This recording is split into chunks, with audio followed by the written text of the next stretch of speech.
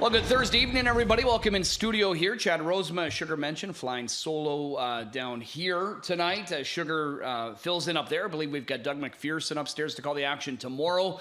Randy Waples will be back here with me tomorrow night as we get into another solid weekend here at Mohawk, where we're obviously paying attention to, of course, our product right here, but of course out of town. Things really ramping up. We know the Meadows is going to have some big stuff going on with the Adios card on Saturday in the afternoon. Saturday night at the Meadowlands is going to be huge with eliminations for the Hamiltonian, the Oaks, some other undercard stakes on that card as they gear up for their huge matinee program coming up in that first Saturday in August. And then even looking a little further ahead, we'll have a little more discussion actually at the end of the show here this evening as we talk about Grand River Raceway's signature day, their main event, Industry Day. That I know Sugar Doyle is going to be a part of as well, and maybe we'll even touch base with him a little bit on that. But they've got the Battle of Waterloo. It's actually going straight to a final for the first time. No eliminations required, and then a couple of elims for the Battle of the Bells. That'll be contested on Monday evening. It's a warm one out there. As you can see with the flags, there's a pretty good wind, which is good, and I'm sure welcome because we're back to that kind of hot and humid weather right now. Now, only one horse is, scratch weather related, and that was Kira Seelster, who I think was going to have a huge shot here tonight. But as you can see out there, yeah, I mean, it's nice. Don't get me wrong. We'll take it in late July. It's hot, but again, pretty humid out there. But thank goodness we've got a nice little breeze on the go because we've got a solid 10 dashes coming your way here tonight with more 2-year-olds and in the spotlight a little bit later on with one division for the gold for the 2-year-old Colts and Gelding Trotters. We'll be focusing in quite a bit on that. But as we work backwards a little bit before we get into tonight's card, let's talk Tuesday and what took place here just a couple of days ago. 11 dashes on the program. Again, mainly, speed favoring. You needed to be in contention, turning for home. Fadeaway Hanover and J.R. Plant for Ben Bergeron. The only one that really was able to kind of win from well off of the pace, and that was in race number 7. But for the most part, they were the eventual winners were situated on top already at that third panel, including the one in race number 9, and that was the star of the program, and it was Chantilly returning to action. Nice to see her back, and I'm sure the connections were excited to have her back. She was able to win there on Thursday for her goal, or on Tuesday, I should say, and her goal to put her perfect record to 13. So 13 for 13 to kick off her career. Chantilly could be heading south of the border for the James Lynch, possibly for her next start before returning back here to continue in the provincial program. So we'll keep our eyes peeled to that. As talked about, we've got 2-year-olds to talk about here tonight. That's going to be a lot of our focus, especially with the replays we've dialed up. So we've got quite a few replays to go over, but they are really kind of only embodying a couple of races on the card. But we are going to toss in this opener, race number 1, because this starts the guaranteed early pick 5, guaranteed at $75,000. Field of 9 on the trot for the 2-year-old fillies. Paul McDonnell not in town for Mike Keeling, so Bob McClure picks up the drive on this Archangel filly, who I thought had a solid debut. I mean, she got away in the pocket. She still trotted decently on the end of it, but it turned into a sprint where Captain Code, Solo to Lexington, and Halton Hill were 3 of the decent ones that were right there in a win photo that finished ahead of this filly. But all in all, she was still 5th, trotted in 57-4, was only beat 3.5. I think she'll be better for that experience. I do like her quite a bit tonight. And when you look at the references, I mean, Captain Code came back in the Millard Farms opening round and was second to Royal Captain in 54-4. Halton Hill was able to win easily, kicking home very fast in his split of the Millard Farms. And then Solo to Lexington, that's the James McDonald filly that was solid in her debut. I believe she's heading south of the border to compete in some Kentucky Sire Stakes. I think her first leg those events are going to be on Wednesday, this coming Wednesday there as they're kicking that. As Royal Captain, speaking of him, he's out for Team Jones on Monday, I think it is. At the Red Mile in Kentucky Sire Stakes action. So I do like Lily Rain. The one that's getting some early attention, Annabellum, I do like this one as well. I think she's a win candidate, regally bred, a bar-hopping filly out of the great Bella Dolce. Fantastic family here. Jim Averett Sr., that's what the Averett family does. They breed top quality horses. They've got some of the best brood mares around, and this one, that's eventually what she'll likely go on to do for them. Her first race wasn't too bad. I mean, she got off to a a slow beginning. They didn't do much early. It was a sprint on the end of it. She put in some good final quarters, 28-3 and 27-3. She showed 58-3 already, speed in her July 4th qualifier. If she can find a way to get into play early, a little bit closer, with McNair back in the bike, I think Antebellum's got a big shot graduating the maiden ranks here and start number 2. So I like her. I like Lily Rain. Chris Tofferu, I think they've got a nice green Manalishi here. I mean, many of them are nice ones, but Jenny DeVee from Post 8, and then even Team Jones. I really like their roster of 2-year-olds that they've got. Some really nice ones, and this one likely to fit the bill too. Fabulous Serenity is the filly by Fabulous Wood. That'd be a sire I've not seen here, but Fabulous Serenity here debuting for Team Jones off of a winning qualifier in 2 minutes and 2, so 3:9.85, the direction I'm going to go here in the Thursday opener. Over to race number 2, we've got the When You Wish Upon a Star getting underway. The Dreammaker tomorrow. I believe it's just solo divisions for bulls, so this one for the 2-year-old pacing fillies, leg 1, a group of 8 are in here. We do have a bunch of replays to kind of talk about, some of these fillies and what they were doing. One of the replays I'm not showing is Cackleberry, who, she caught my eye July 7th, rallying once she got an opportunity. The top 2 were gone, but she was very good. She was moving the best, I thought, of the field on the end of it to be 3rd.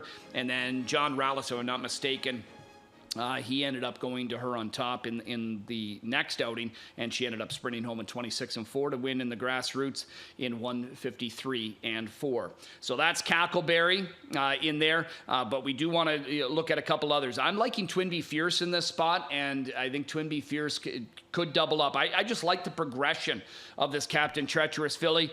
James got an opportunity to drive her last time. Doug wasn't here on this program.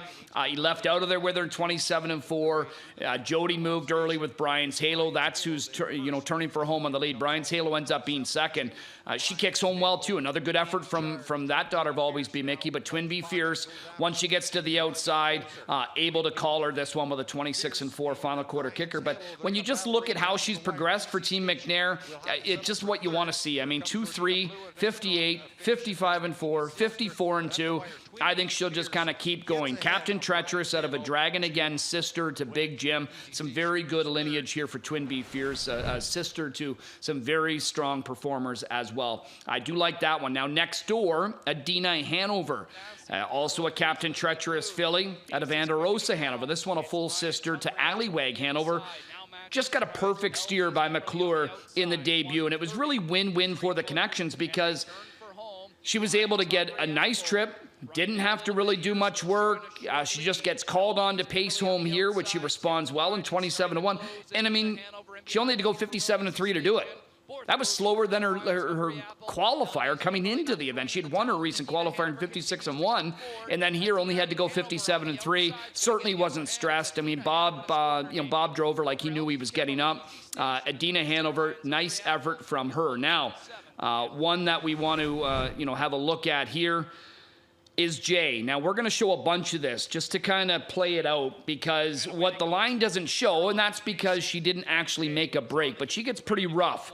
This was the gold here last week where a clean deal doubled up. I mean, really good fillies. You can see her here. I mean, she gets pretty skippy. She almost goes into a break a couple of times there. Bob has to sort of steady her, but you can tell by his body language and then the filly, I mean, she's hard to control. And I reached out to Doc Moore, and he said, yeah, you know what, she just got wound up. He's expecting her to be better here tonight. I mean, she goes forward. She's still a bit steppy there. She's going to end up making her way to the lead, basically at 3/8 in front of Doug and the eventual winner, a clean deal. But then there's going to be some movement. Now, this is where you're going to see, and you know what, I think maybe she was, perhaps some of her air was robbed a bit too, because look at the hold. Bob's wrestling with her. I mean, because they're 3 wide, they're going around her, a couple of them, and I mean, look at him and the hold he's got on Jay to try and get her to relax and allow these other ones to go. She was just a handful. Very, very aggressive, was Jay, and I think ultimately That's what just kind of did her in, because she came home in 29-2. We know she's better than that. She showed so much more in her debut, dealing with some interference and still rallying on end to be third and pacing in 51-3. I'd expect a bounce back effort here from Jay. She's got a big shot in this opening round of the When You Wish Upon a Star. But I would say after that of what happened and the big hold on her, she was just robbed of any kind of interest that she maybe still had at that point. Just a bit of a write-off, basically, is what it is. But Doc Moore, one of the best at tinkering and doing what he can. Bob's going to be back aboard. He knows it very well. So Jay's obviously a major win candidate in here. I'm going to try Twin Bee Fierce, though. I know she maybe doesn't show, Jay obviously jumps off the page a little bit with that first start going in 51-3, whereas, the others don't have that. Doesn't mean they can't do it. And I think Twin Bee Fierce is a filly that is going to continue to drop time. If she's got to go 52 tonight, can she do that? I think she can. She's looked good to me, and I like her. I think she might be able to get a trip. If Jay ends up being a bit aggressive, she might just get rolled. And Twin Bee Fierce could be one that just rides the pocket behind her, or maybe she'll be enough to be able to reel that one in. But I think there's talent there. I think Brian's Halo for Team Jameson, they've had some nice 2-year-olds out as well. I think Brian's Halo can continue to, progress as well. She goes blind to blinkers tonight. And then Adina Hanover. It's no knock to her that I put her fourth. To be honest with you, I won't be surprised if she wins this race because, she did everything right in that first start. Didn't have to drop any time, but I think she certainly can. Already showed the 56-1. I think if she's got to drop a couple of seconds off of that, it's going to be no problem. But we'll learn a little bit more about these rookies, obviously, in race number 2. But I'm latching on to Twin Bee Fierce pretty good in that second race. We'll skip over 3 and 4. Third race is early pick 4 starting. Fourth race is pick 6. The fifth race is where we head to next. On the trot, 5 and under. Nominators of 2 or 25,250 lifetime. A field of 10 in here. Listen, this is the kind of contest where I don't think anybody should be bet down heavily. I don't think anybody's necessarily deserving of being a heavy favorite. I think there's a bunch that could step up and win, and you will look back on it and say, well, yeah, okay, conceivably I could see how that happened. I mean, right from a Fireflies and Thunder obviously was the morning line favorite. Working inside is always one that kind of seems to be close. The Time Machine, if he stays trotting, he's obviously got the ability. Even Zeron's Caballero from the center of the gate, he's got speed and he's got some talent. He's pretty well bred. He just seems to jump it off far too often. The last qualifier was good. Can he, continue to put that forward? And then Lancelot is one that I do want to show you the latest qualifier. Now, Lancelot was one that I used on July the 3rd because I thought he showed some ability here with some speed for Shane Arsenault. And, Shane's a sharp horseman, too, that can kind of work out things. Now, he's got a funny way of going. I don't know if you'll ever trot perfect, or perfect to the eye. But still, through the way he goes, there's ability there. I mean, look at this last one. Again, is he trotting perfectly? No. But still coming home at 27-1. He goes 8th to 3rd in the stretch. Lasting Dream and French Money Hanover are the top 2. They clearly just have the jump. Lasting Dream, as we know, heading to the Meadowlands this weekend for the Hamiltonian Oaks eliminations. But Lancelot was moving the best of the rest of them on the end of that mile, in the straightaway there. So if you can nurse him around, I just don't know how much he can get pushed off of the gate from out here. I'm not sure how confident, they are in his gait that he could do that. But if he can continue to just improve a little bit each week, we're going to see him in the winner's circle, I would think, very soon. And it could be tonight. Maybe this is the kind of group that, even if he is well out of it, goes against the typical bias here where you got to be close turning for home and sweeps by them. But I'm going to try one that maybe you'll get a price tonight simply based on, the stale date, because June 5th was the last time the 8 Uncensored raced. He comes in from the Meadows, wasn't much of a, contender there on a weekly basis. He was generally a long shot every start. He's a 3-year-old son of Father Patrick, but he joins the Ben Bergeron outfit, and Louis Waugh is going to drive. Now, that's a very good driver-trainer combination. Ben, I've just seen this movie many, many times before over the years. At first asking, with new recruits that he gets, I don't know how long Ben's had this trotter in his care.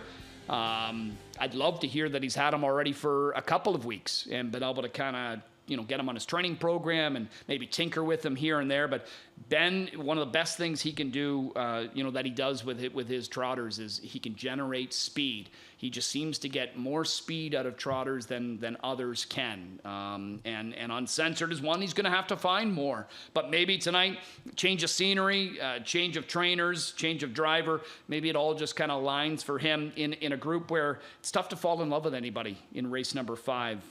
For those of you playing the pick 5 tonight, I think this is a pretty tough, anchor leg in that wager. But I'm going to go 8, 10, 3, and 4 in that 5th race. Race number 6 to start the late pick 5 we'll skip over. We'll talk about that throughout the night. That is for some claiming pacers. The feature on the card, race 7. This is the Ontario Sire Stakes Gold. It's leg 2 in the series for the 2-year-old trotting colts and geldings. 1 division is all that was needed here. $140,000. We've got actually an overflowing field of 11. So I think we've got a pretty good talented one that unfortunately has to deal with the second tier. But he looked pretty professional in his debut. Jody drove him. James is back aboard, but it's the Dave Maneri trained first class mass. In the Black has kind of been the class, really, of this so far. You remember Jody talking in that Tompkins Gears interview afterwards and basically blaming himself for the reason why this trotter made a break at Georgian. In that start, he had gone there. Jeff Williams had 2 2-year-old trotters that were racing against older horses that night. Jody went to drive them both. So I think right there was, the fact that Jody said, well, yeah, I like these horses. Can you keep a secret? It's the filly that he went and then in the Black. Well, then in Black in the Tompkins Gears, crushes, looks awesome. And then in the Gold on July the 12th, the first in the series, a very easy winner there. I mean, well-bred Green Man Alicia out of the fantastic and fast Only Take Cash. And in the Black, 27-4. Bob, Jody was out of town, I believe it was, and Bob got the opportunity to drive, and he was able to just sit patiently, with this guy, and then he tipped him, and Bob was familiar with the mare, and I know in post-race interview talking to me saying that, yeah, this guy was, just a sweetheart to drive, and so handy, very professional, mature, just basically checked all the boxes. And again, look at Bob's body language. He's got him under wraps, going by here. So Jeff Williams and his team, they've got a really nice colt here in the Black. And, even from post position 9, I'm not sure that's going to be enough to equalize it. This guy's still clearly the one to beat in my opinion. Now, as we always see, some will try grassroots first. And whether it was the intention of just going there for the experience and then knowing you're going to be going gold, or was it that the performance was that good that you're going to end up, coming into the gold next time? Well, this is first class mass, and Jody driving this night got a challenge from LP Bay because they were sort of well rated in the middle half. He turned that one away, was able to trot home in 27-1, win in 56-3. Now LP Bay won here on Tuesday, I believe it is, in 55 and change, if I'm not mistaken. So I think a pretty good reference there. Another one that impressed me, this is the Green Gazoo. Now, it was one that caught my eye in the baby race on July the 4th, was awaiting the first race for this guy. It came in the grassroots on July the 10th. Louis drove again for Clark Bealby. Another one that, he had the confidence to be able to pull this guy early, and in the straightaway, I think Louis even gets looking back, if I'm not mistaken. Yeah, there he is. He doesn't see anybody that's going to be any kind of a threat. He knows he's got the one he just passed beat, and the other ones aren't going to be threatening him whatsoever. A 57 winner, easy by 4 lengths. Again, another one that looks like he's got a lot more. Another talented son of Green Man Alicia out of a great family, Tommy My Girl. Now, this along the lines, Bingo Night, who's already been a gold winner here for us, for Team Jones. She's going to be out tomorrow, if I'm not mistaken, in one of the 2 golds. Actually, yes, she's up against Flowing Tribute. These 2 2-year-olds come from a similar family along the lines there. But the Green Gazoo, the big thing obviously for him, so he loses Louis because Louis goes to the Luke Blay trained Tavern on the Green, which is an interesting horse to me, as most of us are going to go the direction of In the Black. Kevin's going to try the Green Gazoo, and a lot of talent. He just obviously needs some things to go his way to be able to overcome this 10-hole to be able to do it against this deep bunch. But just quickly, speaking of Tavern on the Green, a Green Manalishi, for Luke Blade Determination, an expensive yearling ticket that the first start he was scratched out of, but that first start was going to be the prospect at Grand River on July the 9th. Now, my thinking would be, they obviously didn't pay this money thinking they had a prospect horse. I think, they were probably just saying, well, we're going to go to Grand River. Luke doesn't mind bringing his 2-year-olds over there. He qualifies a bunch of them there, especially now with it being a 5/8. Probably just saying, well, this was a spot we're going to toss him in, get a little experience, probably a winning effort, and then bring him here for the gold. But he ended up scratching, had to requalify, opted to requalify there, and came home at 27-4, trotted in 59-4 behind Touched by an Angel, who's another one that I think has talent. Just a matter of, can he stay trotting? Because he's made breaks in both starts. And we say it, all the time, especially with the 2-year-olds. If you've got a 2-year-old trotter that can stay flat, man, it's amazing the money that you can make just by staying flat, because so many of them can get into those problematic breaks. 9, 8, 10, and 11. The direction I'm going to go in that OSS Gold. Looking forward to our feature in race number 7. We saw that Kevin Plouch is going the Green Gazoo. Well, Kevin on the hook for the selections again, courtesy of DRF Harness. He sent in his thoughts on the early pick 5. So he goes too deep right off the bat here, liking Fabulous Serenity and Sarah Cal. He's all in race 2. Interesting. All in on Venus and Serena, won that race close to Kevin there in the Meadows last time in the Pennsylvania Sire Stakes. Then in race number 3, we'll go Gucci Gucci Goo and Lexus Legacy. 4th race, all in on Mediview Rothy. And then race number 5, going the Time Machine Caballero and Uncensored. Now, interesting to note, if I'm just kind of working back here, it's I don't think Kevin's got a single morning line favorite involved in his selections in any of those. So good luck to him. Sugar Doyle calling the action. He's in town. He sent in his thoughts. No singles for you, Sugar, but your coverage is early on in the first couple, and then you start to go a little thin. What do you got? Yeah, the maiden 2-year-old trotting fillies right off the bat, right? We want to go a little deep in there. So 3 deep in there, Lily Rain, Sarah Cal, and even the 9 Antebellum, I think could be sitting on a good one. Deepest of all, race number 2, the pacing event. Got what you're saying about Jay. I think Dr. Ian Moore has probably tinkered quite a bit with her, and probably wants to get back to that July 4th type speed, and just too much of a handful last time, right? Yep. All right, so we're 4 deep in there, 3, 5, 6, 7. The third race, middle leg, we're on the 3 and 4. Sapphire Steve happens to be my top selection in there. In from Kawartha. I mentioned doing some work with Grand River this summer. Those ones that are coming in from Kawartha, I'm picking them everywhere. So I want that Sapphire Steve tonight in the 3rd at a post 4. The 4th race, we're on the 4 and 9. And then the 5th race, trotting event, we're on 3, Fireflies and Thunder. Going outside at 10, Lancelot, my top pick in there. Past many horses, big back half, big back quarter in the latest. Got that clean line coming in as well. Yeah, what about a quick comment from you? I know you're obviously going to be a part of the big Industry Day card at Grand River in a couple of weeks. No need for an elimination for the Battle of Waterloo, but, I mean, when you look at the lineup of colts they have, obviously headlined by Bojangles, that's got to be exciting.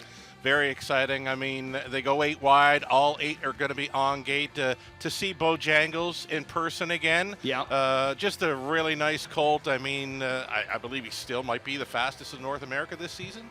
I think he is at last check. I believe so, yes. Okay, so to see him at Grand River Raceway, speed at Grand River, crazy good this summer. Yeah, they're flying over that 5/8. 100%. Yeah. All right, man. Okay, so that's Sugar's thoughts on the early pick 5. Happy to have him in town to call the action. He'll have his picks throughout here as well. I know we already sort of led into it a little bit. We'll get to the Grand River races in a moment, but let's look at the other stuff we've got coming up here this weekend at Mohawk Park. We've got some stuff here. I know we've got the Dream Maker and more golds coming up tomorrow night. So tomorrow, 2 divisions going for $90,000 apiece for the Cheryl Trotting Fillies. But what I do like is the first split is going to be Bingo Night at Flowing Tribute. They were the winners in round 1 of the series that are now going to face off. 2 very talented fillies in there. Excited to see them matching up. One's got a good draw, one's got a tough draw. Then we've got the Dream Maker opening round of that. Over the years, that has produced some superstars. in there. We'll see if anybody comes out of that to be a superstar as well. And then on Saturday, we've got a pop-up final, a preferred 2, a 3-year-old open pace with some good horses in there. And I believe maybe it's on Monday, there's a prep for some of those horses in the Battle of Waterloo. But I think that's Monday. Again, as they're going straight into that final. Then out of town on Saturday, that the guys here at the desk will be probably recapping in the afternoon from the Meadows. It's going to be the Adios. Coming up, in the afternoon, a big program for them at the Meadows. The eliminations were required last weekend. Unfortunately, didn't work out for Light Up the World, making a miscue when he was setting up shop second over. But Doc Moore did get a nice charge of his in there, and Prince Hal Hanover, unfortunately, and you hate to say it, I mean, somebody's got to draw the bad post, but he's drawn many bad posts over the years in some of these rich finals, but he's got another one here. Prince Hal Hanover is going to have to overcome the 8-hole. Twisted Destiny was phenomenal last week. Ron Burke sent out 5 in the elims. He got all 5 into the final. It's going to be a good one. Looking forward to that. So grade 1 event, 59th edition of the Delvin Miller Adios, the headline event at the Meadows on Saturday afternoon. And then Saturday night, of course, there's going to be a trio of Hambletonian eliminations. I think they had, 21 horses entered, I believe it was.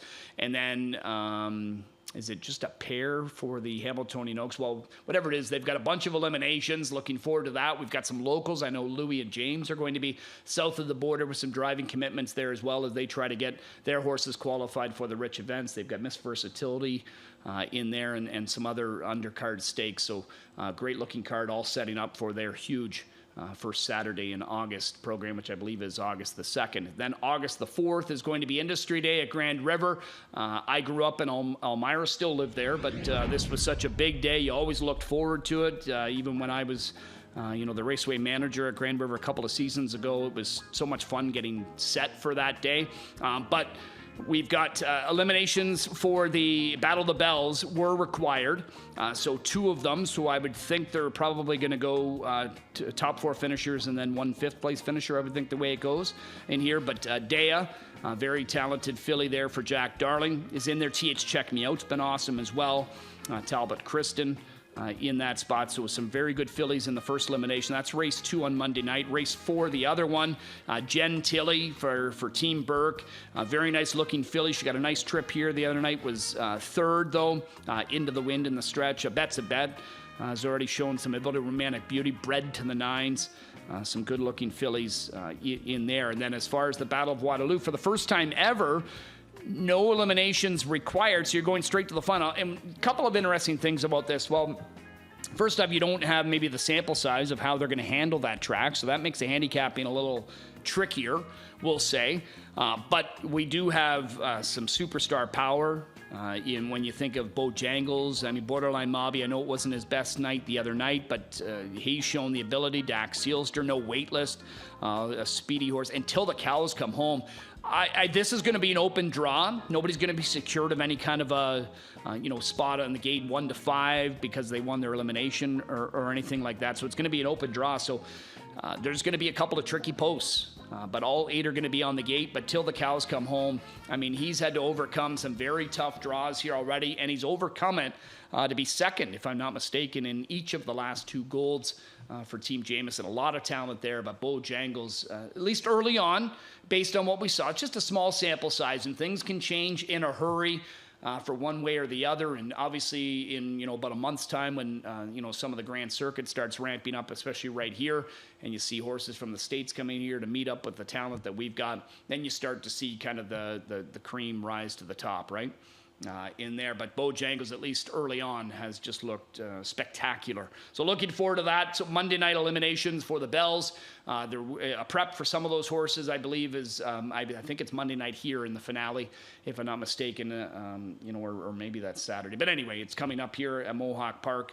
Just a lot on the go. It's a fun time of year, that's for sure. Plays of the night here that we've got in the mix. I've sent in my 4-pack. I did have to alter one because I was liking Trudy Bird to break the maiden. So I decided to alter my picks and actually just make Nightingale my maiden breaker in there. I think coming out of the grassroots, the last couple of efforts haven't been too bad in my opinion. I think, the Susie Kerwood trainee could come through for her first win tonight. I'm all in on Twin Bee Fierce. Obviously, Jay, she's a fast filly. Just like Sugar said, Doc Moore, he'll continue to do what he can to work out the kinks, and I won't be surprised if she throttles them. But I think Twin Bee Fierce, I just like how she's been brought along. And I think there's more and more, and the way that they brought her along is going to help her get stronger and stronger. Always Be Sweetest in race number 6. I know she just won a Nominators of 1, but she's getting back into a claimer. She comes in with good form. And I think she'll get a little overlooked in here despite the good form. And I'm hoping that she can come up with a good effort. And then race number 9, I call it McNair Mastery on the 2 Del Diggity. And I'll be honest with you, I saw the changes posted on HPI. I'm not sure if they've updated it yet or not. No. So HPI, if the judges are listening at all to me, Del Diggity is the one it's saying needs a driver. But I believe on our changes it said it's Dolly Daydream, the 1 horse in race number 9 that needs a driver. So the reason I like Del Diggity in there is because Doug McNair driving, and that is the specific reason. I mean, the form's solid, don't get me wrong, but Doug has driven that mare 9 times in her career, 7 wins, 2 seconds. It's tough to argue against those stats. So I'm going to go Del Diggity in race number 9 as a play of the night. Other handicappers and their lineup of picks in here. Sugar Doyle's going to go Sapphire Steve, talking about the Kawartha Down Shippers. Going in that one in race number 3. Lancelot in the 5th race for Horse Player Journal author Garnet Barnsdale to overcome that outside post. And then Wicked Prince at 6-1 for Gisland in race number 6. Now, is that the Luke Blais horse? Oh, no, Sean Stacy, sorry. Yeah, so this one dropping in for a tag here tonight. I can see the appeal on Wicked Prince. Good luck to them. We'll have their selections throughout the night as well. And most importantly, good luck to all of you tuning in or joining us on track to play along on this hot and humid Thursday night. Our first of 10 coming up in under 10 minutes. We'll take another time out and we'll come back and set you up for tonight's early Pick 5.